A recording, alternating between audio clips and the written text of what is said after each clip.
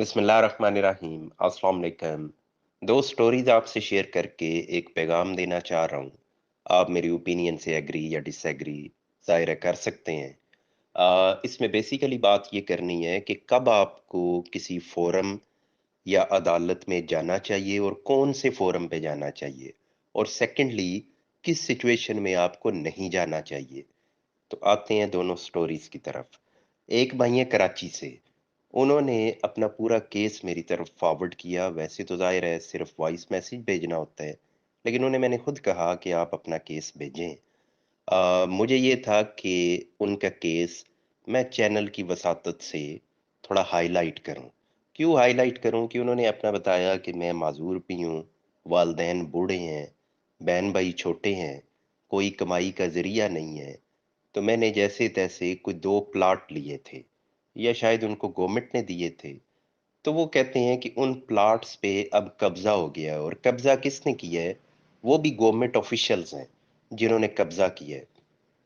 तो मुझे तकरीबन 10 साल हो गए हैं इसके लिए स्ट्रगल करते हुए, लेकिन वो प्लॉट मुझे वापस अभी तक नहीं मिला। अब जो उन्होंने सारा केस भेजा वो एक्चुअली ब्लर तस्वीर हैं। वो तस्वीर ऐसी है नहीं है कि उनको डिस्प्ले किया जा सके या उन्हें पढ़ा जा सके। तो बस वो थोड़ा बहुत जो समझ में आया, उससे अंदाज़ा ये ही हुआ है कि वो 10 साल उन्होंने ज़ाया किए हैं। कैसे ज़ाया किए हैं? कि वो उन प्लेटफ़ॉर्म्स पे जा रहे हैं, जो बिल्कुल होम्योपैथिक से प्लेटफ़ॉर्म्स हैं, जिन्होंने आपको कोई रिलीफ़ नहीं लेके देना। क्योंकि जब केस आपका किसी प्राइवेट इंडिविजुअल के साथ हो, मतलब ए और बी का केस है, दोनों प्राइवेट बंदे हैं, आप वो केस ले जाए मोहतसिब के पास, तो मोहतसिब का उससे कोई लेना देना नहीं है खास। मोहतसिब तो बना है कि अगर कोई इदारा आपके साथ तामुन नहीं कर रहा, कोई करप्ट इदारा है जो आपका जायज काम नहीं कर रहा, तो आप जाके उधर शिकायत करते हैं।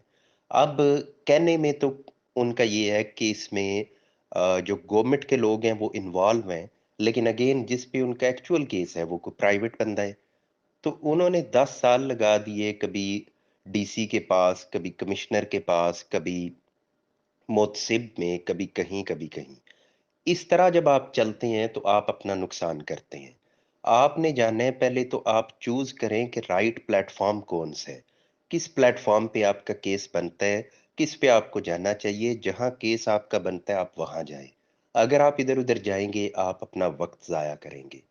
तो ज़ाहिर-सी बात है, कोई भी बंदा नहीं चाहता कि वो पैसा खर्च करे, वो इन मसाइल से गुज़रे, लेकिन जब आपकी मजबूरी बन जाती है, तो फिर आपने जाना है। अगर आप वक़्त ज़ाया कर दोगे, फिर जाओगे, तो फिर आपको रिलीफ़ नहीं मिलेगा, क्योंकि कानून ये कहता है कि जैसे ही आपका कोई राइट इन्फ्रिंज हुआ है, आपको किसी तरह का लॉस हुआ है, तो आप फ़िल-फ़ौर अदालत में आएँ, या उस फ़ोरम पे जाएँ जो राइट फ़ोरम बनता है। तो आपको भी ज़ाहिर है पता होता है कि आपके एरिया में आपके केस के मुताबिक कौन-सा राइट फ़ोरम है। नहीं पता तो आप पूछ सकते हैं। तो जो फ़ोरम बनता है, आप वहाँ जाएँ। तो मैंने तो उनसे उन्होंने जो हालात बताए उस पे मैंने उन्हें कहा कि जनाब आपके लिए तो ज़ाहिरी तौर पे फ़ोरम बन रहे, तो यही कुछ बन रहा है कि आप मीडिया पे अपनी बात को हाइलाइट करें। तो हो सकता है कोई थोड़ी-सी शर्म उनको आए, या उनके ऊपर कोई प्रेशर बने, जिन्होंने आपके साथ ये कुछ कर रखा है, तो आपको अपना रकबा मिल जाए, अदरवाइज़ तो चांस बहुत कम है। अच्छा, अब आती है दूसरी बात की तरफ। ये एक खातून है गुजरांवाला से। तो उन्होंने बताया कि मैंने 4 लाख रुपए में एक प्रॉपर्टी परचेज़ की है, और पैसे जो हैं वो भी किस्तों में दिए हैं, और प्रॉपर्टी परचेज़ इस तरह से की है कि पेमेंट अदा कर दी है। अब मुझे अ, जो रकबा है वो ट्रांसफ़र नहीं किया जा रहा। तो मेरे पास क्या हल है? तो मैंने उन्हें एक क्लियर कट बात बताई। मैंने कहा मैंने तो कानूनी हल बताना है, लेकिन कानूनी हल जो है वो इतना महँगा है कि 4 लाख की ये ज़मीन लेने के लिए अब आपको 8 लाख का खर्चा करना पड़ेगा, और ये बिल्कुल एक हकीकत है। आप जब केस दायर करते हैं तो एक तो है वकील साहब की फ़ीस। फ़र्ज़ किया कोई वकील साहब आपके साथ रहमदिली करते हैं और वो ये कहते हैं मैं आपसे अपनी फ़ीस नहीं लेता।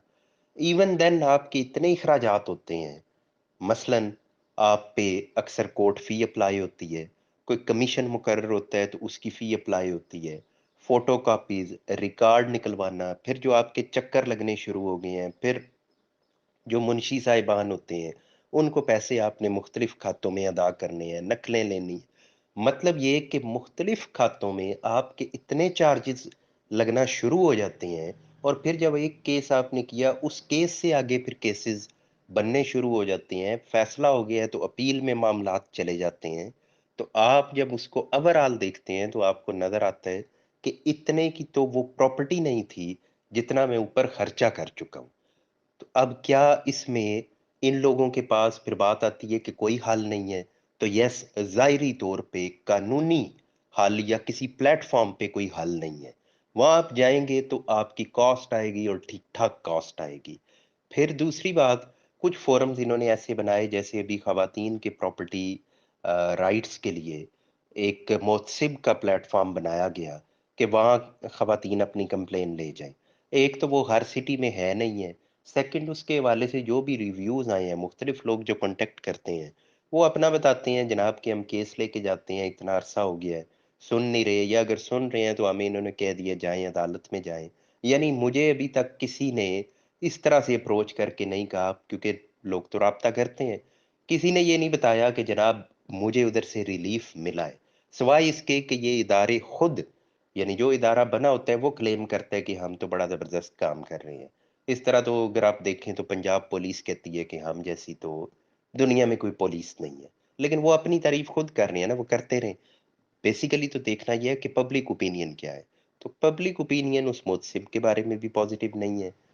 मैंने शुरू में ज़िक्र किया कि ये होम्योपैथिक से डिपार्टमेंट्स होते हैं, जो सिर्फ़ ऐसे मेकअप करके दिखा रहे होते हैं कि हम तो बड़ा ज़बरदस्त परफ़ॉर्म कर रहे हैं, एक्चुअली कुछ नहीं है और जो एक्चुअल आपको रिलीफ़ लेके दे सकते हैं, उसमें रिलीफ़ है तो बहुत महँगा है और वो अदालतें हैं और उसमें साल आपके लगते हैं, मतलब इतने लग जाते हैं कि जिस जनरेशन ने केस दायर किया है, वो जनरेशन यानी वो नस्ल उसका नतीजा नहीं देख सकती। आने वाली नस्ल वो उसका नतीजा देखती है। तो ये बेसिकली आपको पैगाम ये था कि नंबर 1 राइट फोरम चूज़ करना है, अदरवाइज़ आप अपना टाइम ज़ाया कर रहे हैं। और नंबर 2 केस अदालत में तब लेके जाना है अगर वो वर्थ करता हो और अगर वो वर्थ नहीं करता, इतने की वो प्रॉपर्टी नहीं है, तो फिर बेहतर है कि मुख्तलिफ लोगों को इन्वॉल्व करके को होता ही है कोई ना कोई बंदा आपको ऐसा मिल जाता है जिसका उस दूसरे शख्स से यानी जो आपसे ज्यादती कर रहा है उससे कोई ताल्लुक ऐसा है कि वो उसको प्रेशराइज कर सके या हमारी सोसाइटी में आपको पता है कि एक मिन्नत तरले वाला भी सिस्टम मौजूद है कि बंदा रिक्वेस्ट कर लेता है कि कोई रहम करो, कोई मेरे हालात देखो, कम से कम मेरे साथ ये ना करो, किसी और को पकड़ लो जो इस काबिल हो कि आपकी ये मार बर्दाश्त कर ले, तो मैं तो इस काबिल नहीं हूँ। तो ये बेसिकली हालात को देख के या आप लोगों की बातें सुन के, तो ये एक ओपिनियन है जो आपसे शेयर किया। आपको ये ठीक लगे, ना ठीक लगे, ये ज़ाहिर है आपका भी अपना एक ओपिनियन है।